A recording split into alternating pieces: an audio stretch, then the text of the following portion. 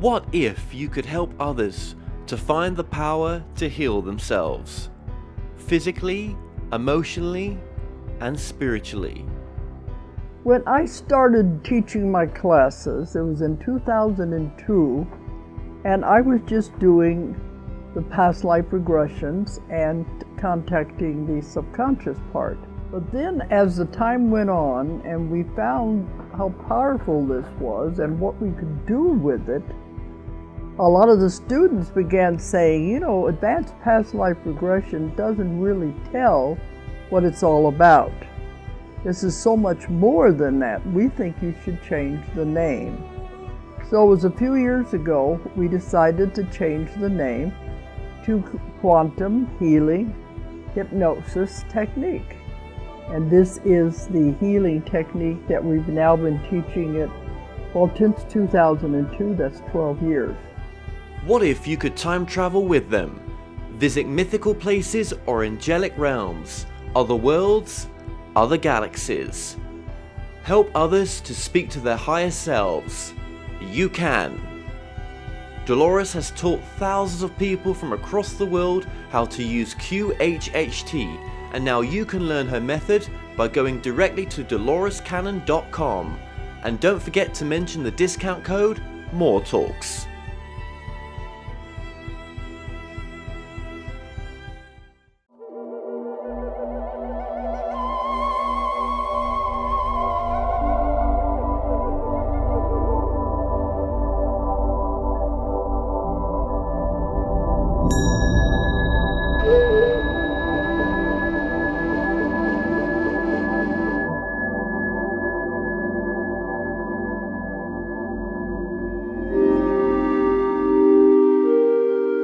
Have you ever wondered, can you communicate directly with spirit guides, teachers, or non-physical consciousness, or even our higher selves?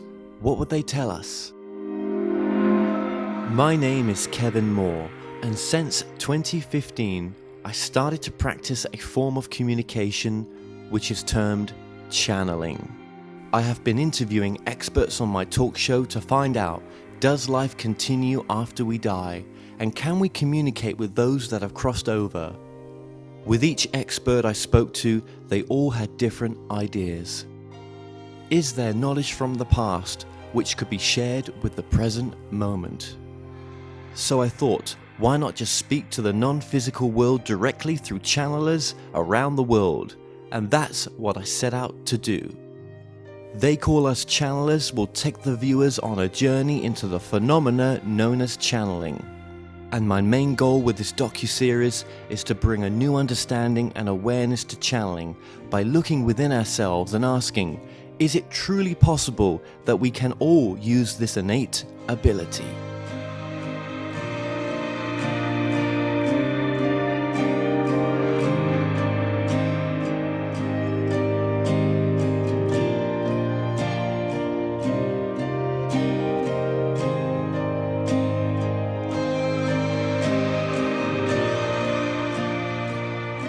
I'm Ragani. I'm a musician and a healing artist. Well, first of all, thank you very, very much for coming on the documentary. Thank you for having me. Absolute pleasure. And we were looking for someone to do the music side, especially with a channel documentary. Music is just so important. So let's just, before we get into it, and let's just get straight into your story. So tell me about growing up, and was there anyone in the family that had any interest in music and producing music, making music? Not as such. We had music sometimes playing in the house, but usually with headphones on. So there wasn't a lot of music. You know, we had piano lessons and things going on at our house, but there wasn't much for music production. And was there anyone anywhere in the family that had any sort of spiritual, psychic ability, or would just pick up on things sometimes? Was there anyone that was doing that in the family? In my family, there wasn't anybody that was known to be psychic or have any kind of special spiritual abilities as such. Now, just take me to the sort of first big thing in your life, which was, I think, at a bookstore when your parents took you to it was a bookstore, but your parents were starting to looking into yoga. That was your mum's side that was interested in the guru, wasn't it? Okay. What was your mum's pull then to want to meet this guru that was going to be in Chicago? So my mother was involved in homeopathy, and the person she was studying with said, you should meet this Swami Rama. And so she took my dad, and they were going to lectures of his in Chicago on yoga and meditation and other things. Okay, so you went to this, obviously you went with mum and dad to the bookstore. And what was your feeling when in the bookstore? Because you've got an interesting story here as well. I remember when I was in the bookstore and I was curious who this was, because my mom and dad, were going down the lecture, but as a child we weren't allowed to sit into the lectures with them. So I was thinking if he was who I thought he might be, that he would know I wanted to meet him. And as I was in the bookstore and he came in, the bookstore was dark, and so there was nobody else there. And I was standing behind a card catalog, and he came in and he walked in towards me. There was no reason he should have done that at the time. And he said something, which I can't recall what he said at the time. I was pretty dumbfounded that he did that. And then he went down into the basement. And it had a big impact on me because I hadn't met somebody who had clearly done something like that, where they knew what it was that I was thinking or feeling that clearly. And what did that eventually do over the next coming years then for yourself? I mean, did you start having an interest in what the guru stood for and the meditative practices of yoga as well? It had a huge impact on me. That moment was probably a turning point in my life, because I was driving home from Chicago and thinking to myself, I want to know more about that. I want to study with somebody like that. I want to understand, how do they do that? How do they understand? What are they tapped into, and what are they tuning into to have that understanding and that perspective in life? And what is it like to be with somebody like that? What would it be like to be somebody like that? So from there forward, I wrote in my journal, I remember, I want to meet somebody like that. I didn't know I would later study with him, but I wanted to meet somebody like that to know what it was that they were doing and what their life was like, and to really observe everything. Absolutely. And when mum and dad were getting more into this work, was it changing them as parents as well? I'm not sure I saw as much of that. I remember seeing my mother come back from a retreat once, and she was gone, I don't know, maybe 4 or 5 days, and she came back, and I noticed she was markedly different. And in a way that felt calmer. It felt like she was more present or connected to something. And I thought to myself, I want to do that kind of retreat. That was an impact on me as well, because I remember driving in the car when we picked her up and just looking at her and thinking, there's something that happened with her. I didn't know what it was, but something happened, and I wanted some of that. That's beautiful. That's beautiful.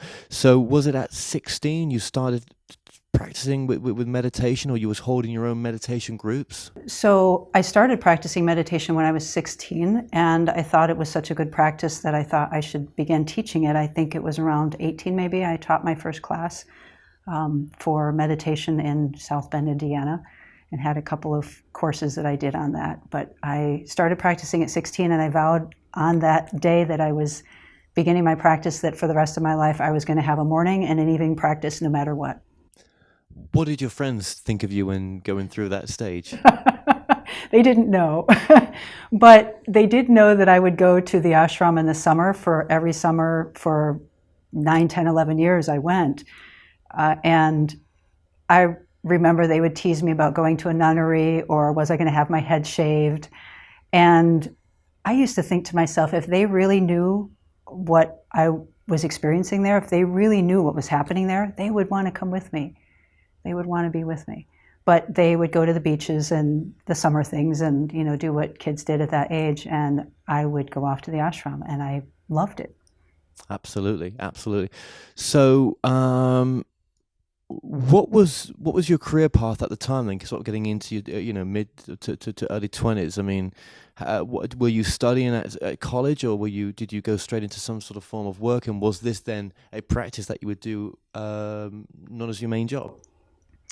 I was in high school when the teacher that I had said to me, so what are your 5-year goals? And I thought, 5 years? He said, well, 5 years are going to pass. You better do something with it rather than just letting them pass. Have some goals, get some direction in your life. And then he told me I should go to college. And after college, then it was get your master's. After your master's, get your doctorate. And after your doctorate, get married. It just kept going and going.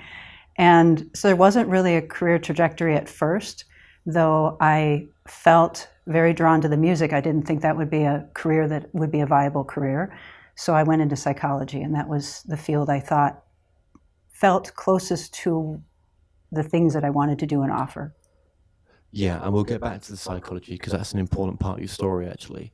So, where did the Kirtan come in a sense? When did that enter your life? So the first time I heard Kirtan, I was in 8th grade, and I was in a yoga class with my mom, and she was singing some mantras. It wasn't particularly call and response Kirtan, but that's the first time I heard the mantras. And I was babysitting for her daughter, and that was the first time I heard what I consider Kirtan proper, where it's call and response.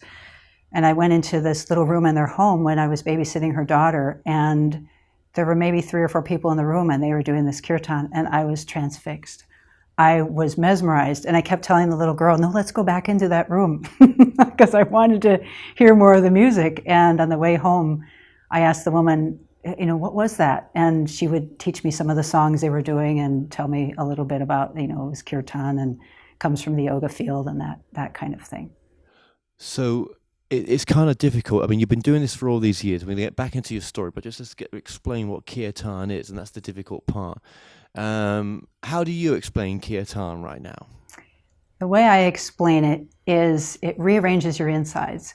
It's a kind of music that helps realign things, and it's done in a call-response fashion. We often use Sanskrit, but you can do it with any language.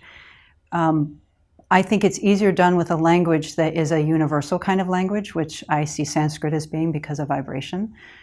And it's done in a call-response manner so that people participate, and it's not something that somebody is doing as a solo performance. It involves the entire community. That's a runaround sentence for that. No. I have no elevator speech for Kirtan. That's the thing, isn't it? There is no elevator speech for this. And do you think for each person that does the sessions for Kirtan for people, it's a different thing for them? It's a different experience? I believe it is, because we come with different tapestries when we go into the Kirtan. I do think there are some universal things that happen that people experience or translate in whatever way they might. And those things are a sense of deeper peace, feeling more connected, having a sense of something, being a part of something bigger than what they are, those kinds of things that happen. So just continuing your story forward then as well. So what did your parents think of you getting into the Kirtan? They were delighted. They weren't much into the Kirtan initially. They would attend events and this and that, but they've been to a few of my events, not the ones in Milwaukee, but they were at the ones when I did them out in Honesdale. That's beautiful. That's beautiful. And how has it transformed you doing the Kirtan? Kirtan brought me back to something I felt I was doing long before I remember. It brought me to a place. I remember the first time that I started studying the Indian music in particular. I was trained in some of the classical Indian music.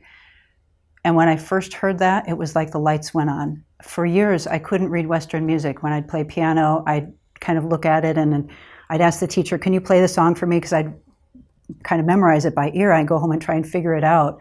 I wasn't very good at sight reading. I still can't sight read. But when I had Indian music put in front of me with the sa re ga ma pa da ni sa and the notes they used, the lights went on and I could actually follow it, just sing along with what was going on with it. So it had an impact on me in the sense of it felt like it awakened something that I was already. It reminded me of who I was. Where did you learn Kirtan eventually? Was it when you went to India, you learned the true nature of it, or was it whilst over here in the US? I first learned Kirtan here in the West at the Himalayan Institute that was founded by Swami Rama. I later went to India in 1991 and did Kirtan there, but the main things that I learned here were at the ashram in Honesdale. I did have a I did have a music teacher who came over and he taught me the classical Indian music. That was both in India and Curacao and the US. I was with him. Where did the psychology then come into play with your Kirtan work, would you say? Or do they ever mix?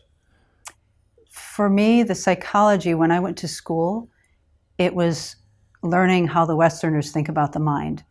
I didn't feel I was learning what I felt was true for me necessarily, but I had to go through that to get my doctorate. I had to write the papers about what different people said, and I had to explain things in a Western way of thinking. And that was what that study was, very clearly a Western way of studying for psychology. For me, the deeper understanding is how the mind is. And those things connect through the psychology, connects through the healing, connects through the kirtan. It's all tied in with the mind and heart connection. You know, the way that we stand in the world affects what flows around us, what flows to us. And I experience that at the kirtan events. I experience it with anytime I work with somebody in the field of psychology or some of the work that's, more of a conversation or back and forth exploration. Why did you go to India in the end? What was the pull to go there? I remember wanting to go to India when I was younger. I didn't know. So when I was 6 years old, I moved to South Bend and I went to a library movie night that they had with my mother. And there was a movie playing, and in the movie there was a little boy that had a turban on, and there was like this temple, and I didn't know where that was, but it felt familiar when I saw it. And I said to my mom, "Oh, where is that?" And she said, "Oh, I don't know, probably India or somewhere." Well, India stuck in my mind. And ever since that point, I thought, I want to go see India. I want to go see if that's what I saw in the movie or what that feeling was.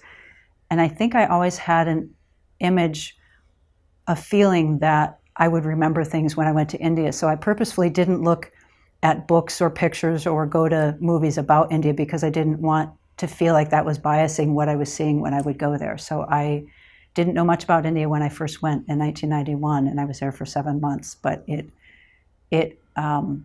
was a pretty interesting, extraordinary experience to be there. Do you think it's affected the way that you do the kirtans nowadays? So only in that it impacted me, and then that impacts the kirtan. I wouldn't say, because I wasn't really doing a lot of different things. I was leading the kirtan there. I wasn't going to other kirtan events as such. So that didn't have as much of an impact on that, except I was studying more Indian classical music, but it did have an impact on me. So when did you start realizing that, you can put these kirtan events on and, you can pull together the right people and just what an amazing effect it's been having on people? So a bit of a long-worded question there, but... Well, I started doing some kirtan events because the woman that was leading it would cancel them often, and I wanted to have it more frequently than once a month or once every other week. I wanted to have them weekly or daily even. So I started setting up events at the ashram. Then we go up to this little temple and we would do kirtan. And after my teacher died in 96, I stopped doing kirtan for about 4 years. I didn't feel like it just felt like a part of my life that I closed off for a while. I felt it was painful. The music and the stuff was connected very much to him for me. And in 2001, or maybe it was 2000, I thought, I'd like to start doing the kirtan again. So I got together a place and, found somebody that might join me to play with me and started doing kirtan events here. But there was only 2 people would show up, maybe nobody, maybe 4. It was not a good experience because it just wasn't coming together, and it was falling apart. And yet my teacher had said, "This is what you were born to do, to sing, to be a part of this." So I came back, I canceled all the events that I was going to have, and I sat in meditation. I said to my teacher, "If I'm supposed to be doing this, then help me and you set it up. And once it's set up, you let me know and be obvious about it. and I'll come and I'll do it. And about, I don't know, 2-3 weeks went by. I got a call from a woman who said, I heard you do Kirtan in town, and I thought you might like to come see a room. We'd like to set up a Kirtan event. And I said, I'm not doing them anymore. And she said, well, I heard from someone in California that you were doing them here. And I said, yeah, I've canceled all the events, and I'm not doing them anymore. And she said, well, I'd like you to at least come see the room and maybe you'd like to do it here. So I thought, okay, that's a pretty obvious statement. So I went and saw the room, and that was the beginning of the story that then became the Milwaukee Kirtan. And just how life transforming has it been for people that go to these events, do you think? I used to keep printouts when people would send these inspired stories about what happened to them at the event, or the things that happened to them after, or when they would play the CD of their music and hear things and have things happen in their life. I used to print out on a sheet of paper these stories because they were really inspiring to me. And I had a folder, and the folder got to be so thick. After the first couple of years, I thought, this is going to be ridiculous. I'm going to have all these papers, and how am I ever going to find whatever story? So I started digitizing some of them. And now the last 10 years, I'd say, I've not done much of any of that. I just take them, and I feel blessed that those stories come around. I'll share them with band members and others, but I really want to keep it more present in the flow in terms of what's happening. It feels like old news is good, but it's also good just to have the energy of what's present when somebody shares an inspiration. So I let it just be present. What do you think it's doing? What do you think the Kirtan's doing, in a sense, to people? What was it? Yeah, how do you think it works? I mean, have you been able to even think about that, in a sense? I've thought a lot about that. There's some things that happen at the Kirtan event that I've observed to be very interesting. So when people first come in the room, and it's magnified when there's more people in the room, so it's become apparent to me. When people first come in the room, there's a lot of static energy. People come from good days, bad days. They have all kinds of things that have happened. And it's this hodgepodge of energy in the room, all kind of like a static TV. And we do the first song with everybody singing and joining in, and you can feel the whole room starts to smooth over. It's like we start to move together in this kind of flow with this energy. And what I find so interesting is that space, as we do it more and more, this back and forth with people in the room, that space becomes the opening for people where now they start to get connected to who they are. And in doing that, they get connected to, of course, what we call the bigger self, because that's actually who they are. And then they will have experiences. Many times people will say, I thought of so-and-so, I hadn't thought of them for years, and I got out to my car and they left a message on my cell phone. Or something, they started realizing that the thoughts that they have are something that's real, that when they send those out to somebody, those things are actually going out as something, we say in yoga, they're the subtlest form of matter, but it's actually something that is a form of matter. The thoughts are, they're not just something in the air that nobody else can hear or feel or see. And when we have these Kirtan events, everything becomes potentized, because you've got not just you doing that, but imagine hundreds of people or thousands of people in a room doing the same thing, where we're rocking this energy back and forth, and now we're all in sync. It's like if you think about waves, water, you put water in a basin and you move it a little bit, but you start moving all of that and you get quite a tidal wave that can form. And people will walk out of the session and feel sometimes like, I don't even know what happened to me. I feel connected, and they feel like, sometimes they feel like it's something that I did and I haven't done it. I've said to all the band members, I've told when they joined our group, I said, so here's the deal. It doesn't matter if you hit some wrong notes, that kind of adds some color and flavor to the night, so that's good. If you have the best night musically and there's no presence in the room, it doesn't matter to me. That wasn't a Kirtan event. If you have a night that was like, meh, the music wasn't so great, I didn't do such a great job musically, but there was a presence in the room, then we did Kirtan.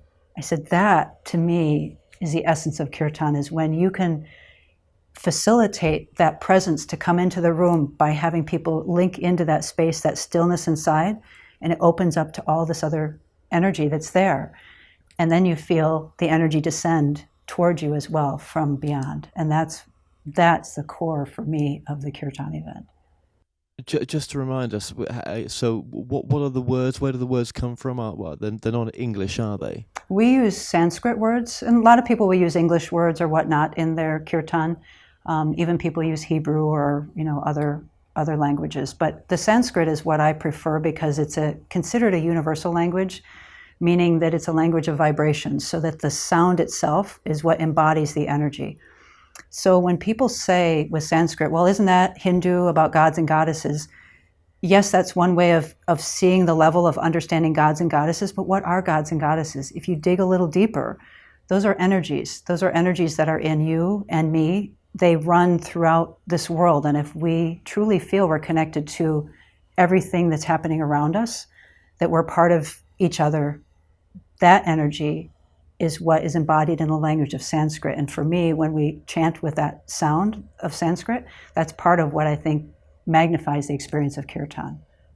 So that's a lot to remember then, no? So we do put a screen with words overhead, but I try to pick chants that are easy enough that people can hear it phonetically and then repeat back without having to actually read every time they read a line.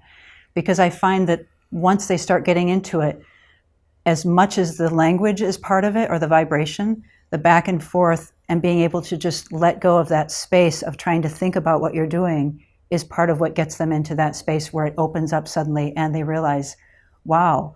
And so when we stop playing the music, we give a moment of silence between the songs.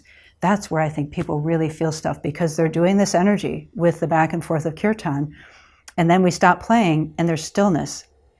And when the stillness is there, it's like the mind can open up. There's something about quieting the mind that allows those other things to show up that we don't usually attend to because we're chattering in our mind and there's all the static. Absolutely. And, is this, do you find that you're channeling the words sometimes, that you're just not there? That there's something else coming through you? The words feel automatic to me in the sense of once I start chanting, I'm not thinking of the words themselves. I do feel there's times where things change when I'm leading a chant or when I'm in the chant. It's different when I'm leading. I try to actually still stay there and stay grounded because there's times where I can feel the entire room start to really go. And it almost feels like it could switch over into a party-like atmosphere because there's a lot of energy going.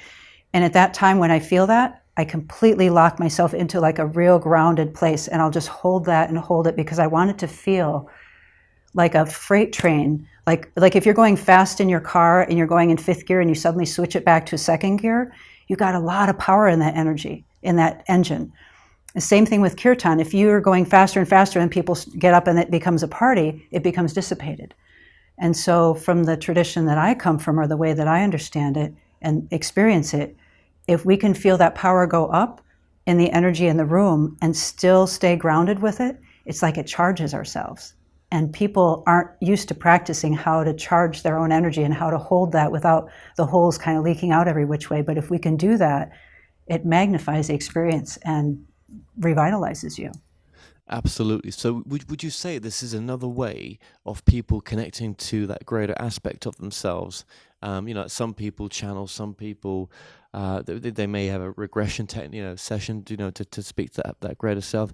They may get a psychic reading, but this through music this kirtan. This is another way. Yeah, absolutely. Kirtan gives people. I think it's for the average Joe, where we don't have to really know much about or be freaked out by I'm doing channeling or I've got psychic abilities or ooh, what just happened? Something moved that shouldn't have moved. In kirtan, it's accessible to people. We try to make the music appealing where they can come and sit and hear what sounds like good music. And so it almost sneaks in the back door a little bit because they have this experience like, wow, I've been to concerts before, but I come to this event and it feels different. Something happened and it's different than the usual concert events. And it is. Has it opened you up to a greater dimension in a sense? Has it opened up abilities in you, do you think? The kirtan? It's expanded some of the things I think I already had. So I haven't noticed anything new as such, but I remember an experience. I was sitting with my teacher at one kirtan event, and this had a big impact on me. This is where the idea of, it doesn't matter if you play a few wrong notes, but that presence in the room should be there. came from. When my days back in the ashram, we were doing a Kirtan event, and my teacher was there leading it, and I was kind of singing along with him and doing some stuff. The room that night was full of so much light. It was unbelievable, and it was such a high feeling. I went back to my room, and I never have visions, but I had a vision of somebody, a face, very clearly. So I got out my sketch pad and I drew a picture of his face, and I was going to ask my teacher who that was, who was in my room. And I thought, well, I'll draw another picture to kind of trick him and see if he sees that there's something about that one. So I drew just a random face and, put the two together and came to him. And the next day I showed him, I said, Swamiji, I have some pictures I'd like to show you. And I gave him the two, and he took the one and he just kind of threw it to the side. And the second one, he got quiet and he said, And he said, you saw him? And I said, he was in my room. And he said, no, he was at the Kirtan last night. And then he said his name. And I said, who was that? He said, that was my music teacher. So things like that impacted me a lot when that would happen, because it made me realize this was not just something I was imagining because the music was good and we were having fun. This was something that when this opened up, there were others that would come in and assist whatever you needed at that time. And whether it's Kirtan, whether it's doing channeling, whether it's psychic readings, whether it's automatic writing, or for some people it may be cooking or doing something where they're connected and they feel there's a space, maybe driving a car, they feel, there's something that happens, and when that happens, it comes in. There's something that comes down to you to touch you. So for things and issues that you've gone on with that have happened in your life, even more recent issues as well, has the Kirtan been a way to heal those issues? Certainly has. There have been times I didn't think I would be able to make it through a Kirtan because of things that happened in my life. And yet going into those events and sitting with other musicians and realizing I have to somehow step up and do this anyway because I'm the one leading it. I don't have the option to leave tonight. It's forced me to walk through a door that has been extraordinarily healing and given me a space and a respect for what it is that happens in the room. And knowing that it's not just me, because when I'm coming to the table with something feeling like I'm deficient that day, my human side is deficient, and I open up into that space, the same thing still happens. It still is this expansive, beautiful experience. And probably for yourself, there would have been no other way for you to connect to your higher self more prominently than through the Kirtan. Certainly was one of the main ones. I do different kinds of things, with myself privately with my meditation and my other practices in yoga, but the music I think it's so healing because there's a community of people there that I love now, in addition to the music itself, but the music itself is very powerful. Do you think all music is healing? I believe all music can have an effect. I believe music is like electricity, that depending upon how you use it or what you're doing with it, you can have an effect, a desired effect to either side, whether you call it healing or if you use it as destructive for something destructive. But I think you could use it as a powerful energy. And like electricity, you could use it to light 1,000 lamps, or you could use it to burn things down. And with your work right now, obviously, how many studio albums have you done? I've done 2 so far and a few singles.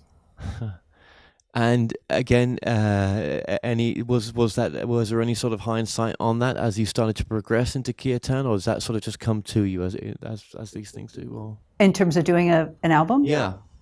So the album was after we had started the Kirtan in Milwaukee. I thought it's time to probably record a CD, and I took a retreat out to a farmhouse some friends of mine owned, and while I was walking that morning, I was talking. My teacher wasn't physically in body anymore, but I would walk this 1.5 mile walk and have a conversation with him. And that morning, the first morning I was there, I said, I want to see a sign. If I'm supposed to do an album right now, a Kirtan album, I want to see a sign that this is the right thing to be doing. Because if it's not, then doing a CD, when there's no promotion, there's a lot of things that happen after you put a CD out. As you know, you put a book out, there's a lot of things that happen. So I said, let me see a sign. And so in my head, I was having this conversation. I heard him say, "What would you like to see?" And in my own mind, I said, "Something obvious, don't be subtle." And he said, "Like what?" And I said, "A snake," because I thought that would be funny. And it's in the middle of February or whatever, Wisconsin, and there's snow everywhere on the ground. And I thought that would be really funny to see a snake, right? So I finished the walk and I came back in and sat down and was kind of putzing around with setting up some equipment with the idea that maybe I'll start recording. And it was evening, and I went upstairs on the first floor in the farmhouse. And as I walked and turned into the kitchen, on the kitchen floor, there's a snake. And it was this double S snake. It was not a little like hose snake. It was like a snake that I had only seen in a zoo before. And I looked at it, and I'm not afraid of snakes, but I felt this sort of, like in the middle of Wisconsin, I'd forgotten that I'd had this wish while I was out walking, completely forgotten it. And so I'm looking at the snake thinking, well, what the heck is this? And then my second thought was, how do I get this out of here? And then as I stood there, I remembered that I asked for that on that walk. And I looked at the snake and I was like, well, who are you? Who are you? And then my second thought was, and how do I get you out of here? Where do I put you? So I went to get a broom and a few other things. Anyway, I did get the snake outside, and it curled up in a nice coil. There was a place where the sun had melted the snow, and I put him out there. I didn't know where else to put him. And then I called the person that owned the farmhouse and said, "You'll never guess what I saw out here." And I said, "A snake." And he said, "I don't believe you." And I said, "I'm for real. It's out there in your yard right now. You can come see it." And he said, "I don't believe you. I've had the farmhouse for how many decades and never seen a snake out there." So that was my answer. And yeah, that was the beginning of putting the CDs out. We had many things happen while we were recording that were mystical kinds of things like that inspired me to, write and record. And one of the big things for me in recording was to do it in a way that if somebody played it back, they could feel the same energy of the heart, the purity, the love, the healing that was in that, so they would actually feel that when it would come back into the space in the room where they were playing it.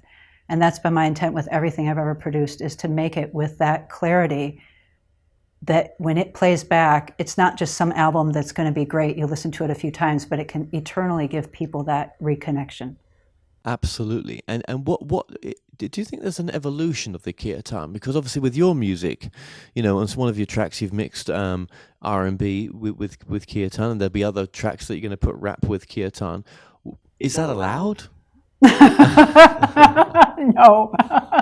Of course, I've said years ago when we started doing Kirtan Milwaukee, and this is before anything had really taken off anywhere really, and I said, just wait, in 10, 15 years, there's going to be Kirtan with rap, there'll be Kirtan in R&B, there'll be rock Kirtan, there'll be Kirtan. Kirtan is a genre in a sense, but it's sort of an overlay. It's like what happened to Christian rock music. It came out and it sort of went into all these different avenues of, oh, look, there's a tradition with that. So yeah, when we started the Kirtan now, 17 years ago, it was, the experience was fairly traditional, but we added a bass player. It was not something that was done regularly in Kirtan then.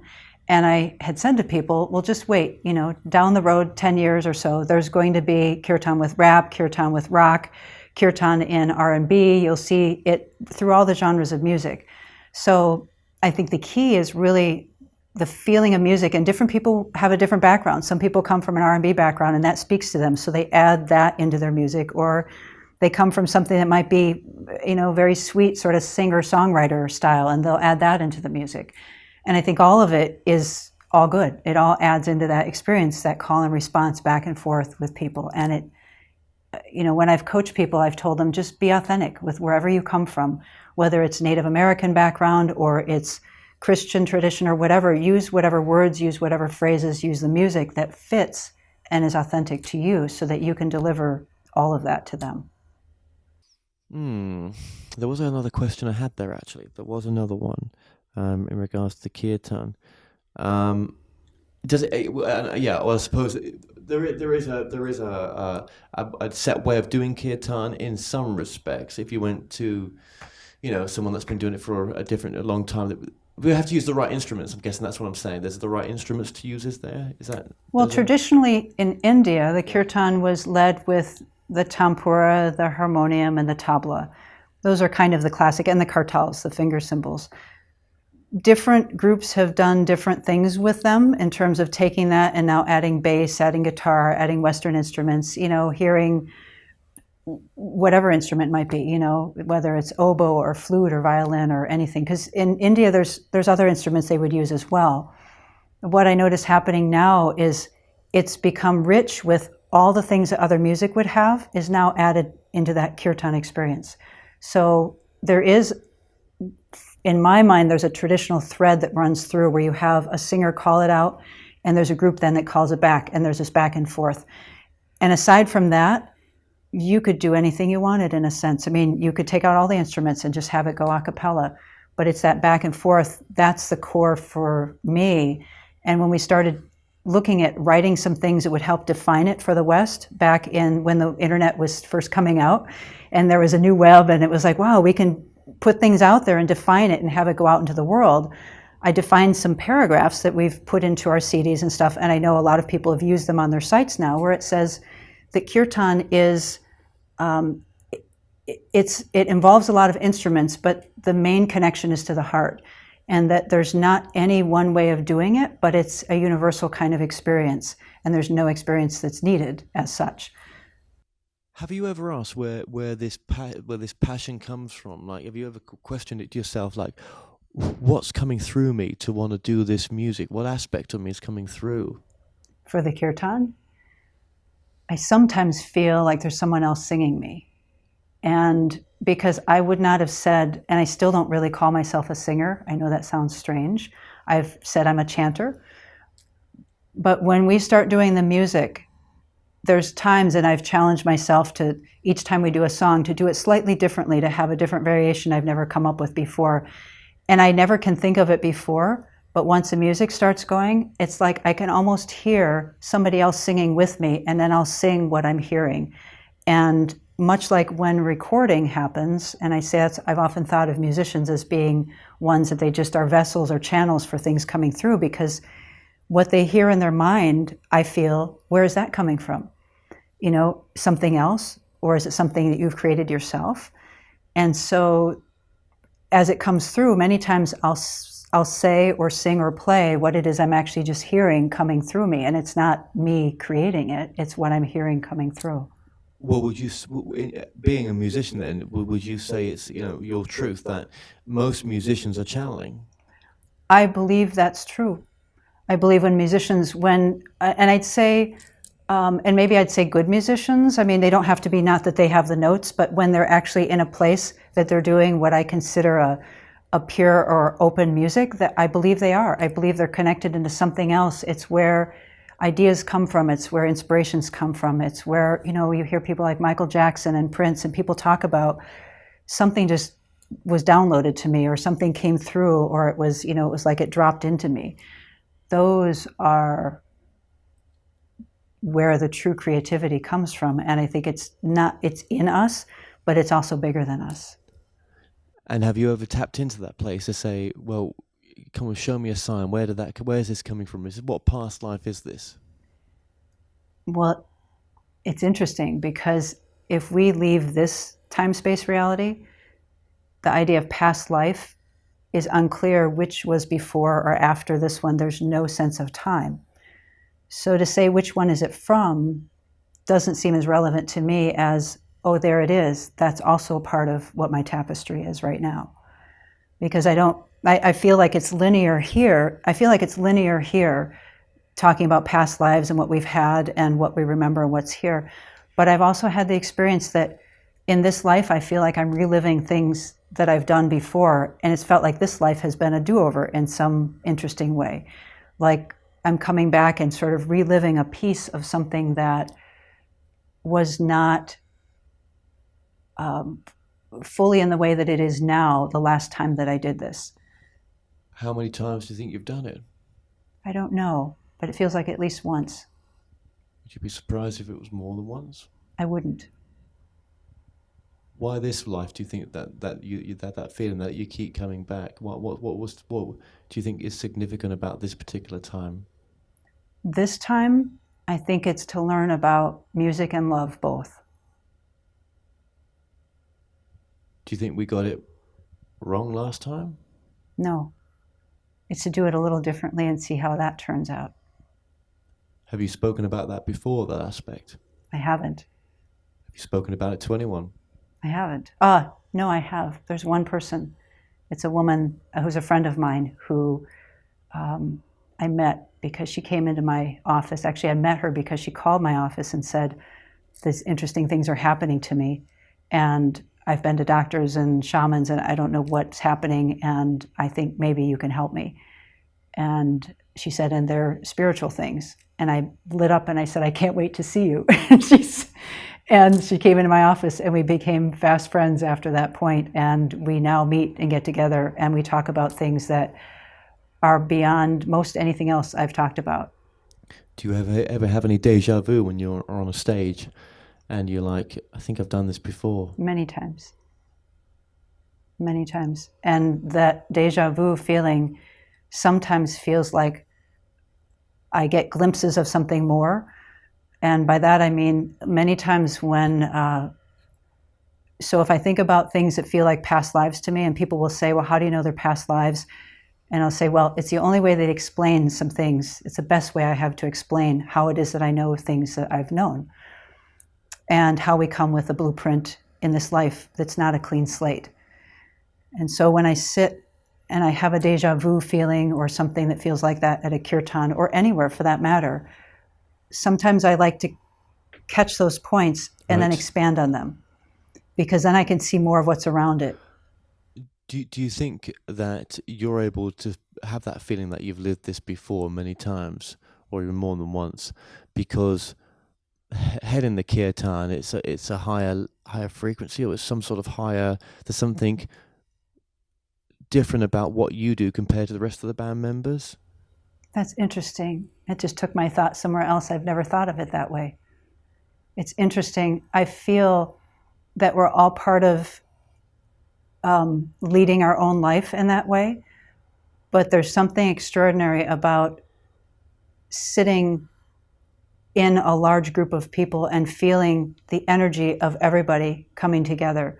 And I think that magnifies it for me. I think it makes it easier, though many of the times when I would go back into what I felt were past lives when I was younger and write about them, it was just by myself in my room. And I didn't even know what process I was using. I would just go into a place and then I would go back and try to remember as much as I could about things. Do you think that because you're heading it and that puts you just in a bit of a different space, and your remembrance of this present moment again is a signifier to you that what you're doing is important, that music is really important? So you asked the same question in a different way. I like that. That's a good one. I had not thought of that before. And I would have to say yes. There is something about standing at the top of a mountain versus standing at the bottom and looking out that marks it differently in your mind, I think. Yes, it does. It does. And do you think that because you feel that way about this present moment, having been here before, that actually, as you talk about it now, that if we're doing it a bit differently, every time we do it a bit differently, it gets us closer to God, closer to Source, closer to our higher self. It's allowing you to see the bigger picture easier than other times when you've done it differently, maybe because now you're more expanded. And by knowing that, then you'll accelerate your work in the music and the helping that it's given to other people, because you're at the top of that ladder. It makes you no different to anyone else, but you are at that place of producing the music that's going to help people. I understand what you're saying. I think there is something to that. There is something about having a multiple number of times with an experience that then gives you access to all of those parts that were not accessible before. And that is where I think power is. You know, I used to see that with my teacher, and people would say, oh, if you're a sage, you should always be quiet and steady. And he had a range of emotions. And I said, for me, the mark of a master is not just that you're always quiet or always wearing white or whatever. It's that you have access to everything and it's under your control. It's under your own volition where you're going to go and your direction. I mean, what if, forget past lives and future lives, what if they're all happening now, and, there's one that's bleeding through more into this present moment as to why you've done this, and you're feeding each other, in a sense. I think it's very true. They do feed into each other. And when you see, as I'll often notice my face changes when I look in the mirror in the morning, different times of day, go out in your car and you see your face, you see a picture and you say, that doesn't look like me. It's a snapshot of something that's happening that's bleeding through. You're catching something different, a snapshot. And many times in our thoughts, people say they don't remember their past life, but there's so many clues. There's clues to what we like. There's clues to even what we're thinking. If somebody says, go back to a place that feels safe, not someplace you've been, but imagine someplace different. And then you create in your mind this other place that's different. My sense is much like in your dreams. Those are places you've been before. And you're remembering them. And maybe you're going to someplace new, but many of them, we go back to those same places. And if we can capture that, then we can expand on that and see what else is there for us to do. And maybe your soul's having the experience of this repeat more than more aware of it than others, because there could be all sorts of reasons. We don't know, do we? We don't. No, we don't. We don't. When you're doing the kirtan in front of the audience, do you ever look at people and they do, that you've known in the audience, and they just seem to look different? Absolutely. Yeah, absolutely. They feel, it's funny because I feel like I see, if they don't know I'm looking at them and they're just gazing somewhere, I feel at times when we're really in the mood, or if they're really in a space, that I can see more clearly what their spirit is. It's like they feel the neutrality of all the troubles and the little details of what they have are gone. And you just see, it's like, oh, I can see like more closely who you are. Yeah. It's an interesting experience. I have noticed that. And the moment they look at me, they snap back into the old, I am this. That's almost like, different places get you there. It could be making love. It could be absolutely heightened sensual experience. That's why I just mentioned that. And music is definitely one of them. Out of them all, it's the closest, isn't it? I don't know if it's the closest. It's one of the powerful ways. One of the powerful ways. There was another way. Music and art. Art's another way. Art is another way. When you talked about love, that's really powerful. Anytime we have the boundaries of what we consider us, somehow we feel like our physical body is the end of us, or maybe some people feel, well, energetically, I'm about this big. But when we have that dissolve away and we realize, I'm not the body, I'm not the thoughts, I'm not my emotions, there's no bounds then to what we can experience in terms of the other, what we call the other, who is also now us. It's the same as who we are. Do you think you're re-remembering that maybe you've been here before with just even this life? Like I say, forget future and past. The fascination is that we've done this before. That there's a time that we live in now of great change. And this is why maybe this one particular life feels like you've done it before, because there's something in this timeline now of such immense importance that even we're having this discussion. I do. And I think there's been times where things like this, interestingly, have been catapulting people to another understanding. I believe it happened back in the Greek and Roman times, where you see influence of India coming through there, and there was interest in yoga, there was this Renaissance, all these kind of patterns showing up, and there was a shift in how people thought and how they discuss things. And I do feel that's also something that's happening now. When I think about, there's so many words we don't have to describe things that are happening. We have a limited vocabulary of how to describe things. So, for instance, when I was sharing about making a CD, when you have sound in a room that then goes into a microphone, then goes through the wire, is captured, it's in a computer, now it's digital, it's not very understandable or comprehensible as to how is it showing up on a screen where you can see it, and now it's going to come back out of there, we're going to put it on a little disc.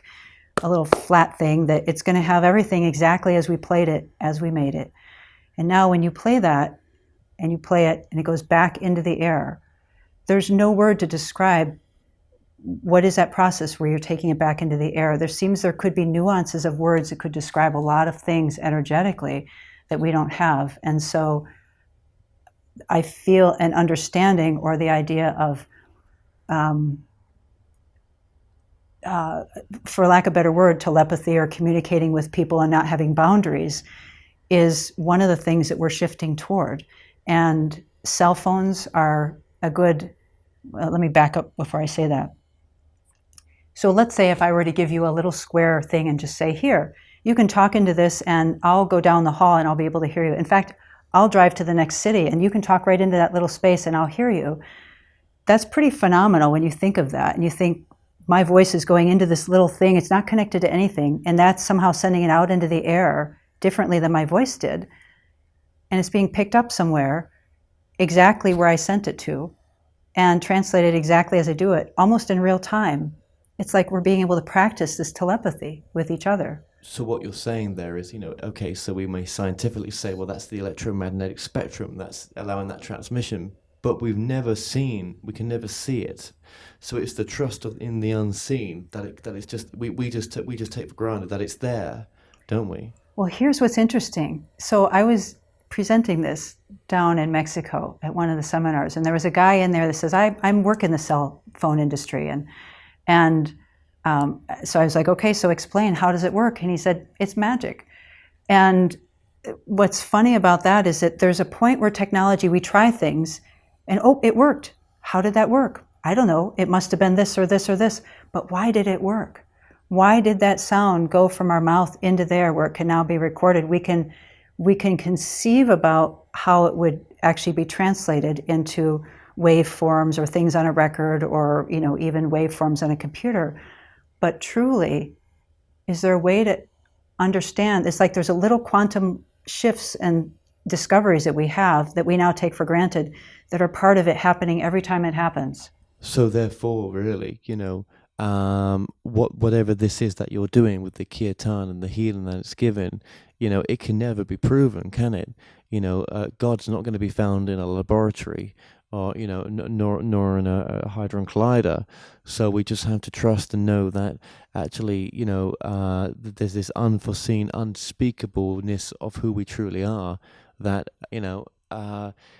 permeates everything, doesn't there? And it's I'm not really doing it justice with words here right now because there are no words for it. But it's the trust to know that there is something greater there, and by experimenting with the kirtan and music, it leads to all sorts of wonderful discoveries about ourselves. Well, the trust for most people is usually gained by a little experience. So they have an experience of something, and then they learn to trust it.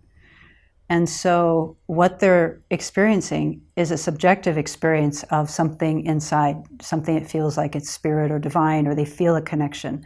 That's a subjective, as opposed to objective that you can quantify. You cannot quantify something as subjective, but the whole field of yoga science is based on that subjective experience. And we don't think in the West, it's not quite as valid as the objective one that we can quantify and measure and do what we want to. And the subjective, though, is the most profound and transformative place that you can come to know or trust. So then, to sum this up then, what has this work that you're doing now, this wonderful body of work, really taught you about the true nature of who you really are? Who are you with this work that you've been doing? Body of work keeps bringing me closer to that essence that feels it's love. The body of work feels like it reminds me every time we do the chanting, every time we record something, every time we work together and do something with music.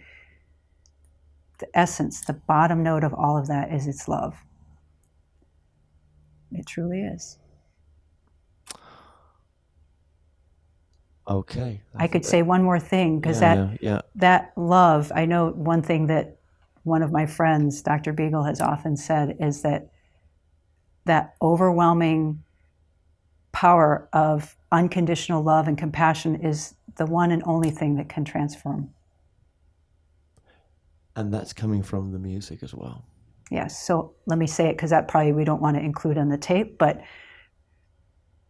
the music itself carries that overwhelming love and compassion which has the ability to transform and remind you who you really are.